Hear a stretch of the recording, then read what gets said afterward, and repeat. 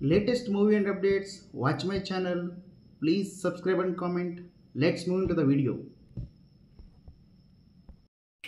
Senior నటుడు Rajendra Prasad stage ఎక్కి mic తీసుకుంటే చాలు నోటికి అడ్డు అదుపు లేకుండా పోతుంది. ఎస్వి కృష్ణారెడ్డి బర్త్డే సందర్భంగా నిర్వహించిన వేడుకల్లో కమీడియన్ అలీని ఉద్దేశిస్తూ బూతు పదం మాట్లాడారు. ఇదే స్టేజ్పై నిర్మాత కె అచ్చిరెడ్డిని ఉద్దేశిస్తూ నీ సంగతి బయటకు వెళ్ళాక చూస్తానంటూ అనుచిత వ్యాఖ్యలు చేశారు. అంతేకాదు తను విజయవాడ వెళ్ళి ఎన్టీఆర్ అవార్డు తీసుకున్నానని చెప్పుకొచ్చారు. ఆ సమయంలో చప్పట్ల కొట్ర మామూలుగా ఉండేసరికి చప్పట్ల కొట్ర బుద్ధుందా లేదా, మీకు కనీసం చప్పట్ల కూడా కొట్టాలని మీకు తెలియదా అంటూ అనుచిత వ్యాఖ్యలు చేశారు రాజేంద్ర ప్రసాద్. సో ఇప్పుడు ఈ రాజేంద్ర ప్రసాద్ చేసిన ఈ బూతు పురాణం ఇప్పుడు సోషల్ మీడియాలోను అటు సినీ వర్గాల్లోనూ హాట్ టాపిక్గా మారిపోయింది.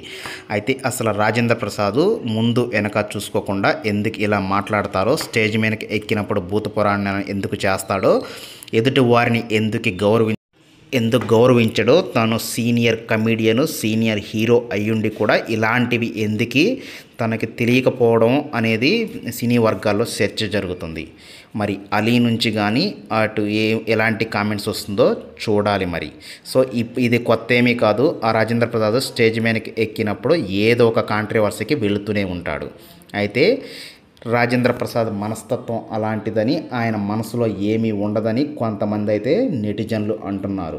సో బయటకు మాత్రం అలా కనిపిస్తారు, లోపల మాత్రం రాజేంద్ర ప్రసాద్ చాలా మంచివారని, సో ఎదుటి వ్యక్తి బాధపడితే ఆయన తట్టుకోలేరని చాలామంది అంటున్నారు. మరి చూడాలి నిజంగా రాజేంద్ర ప్రసాద్ ఎలాంటి వారు అనేది నిజంగా తెలియదు.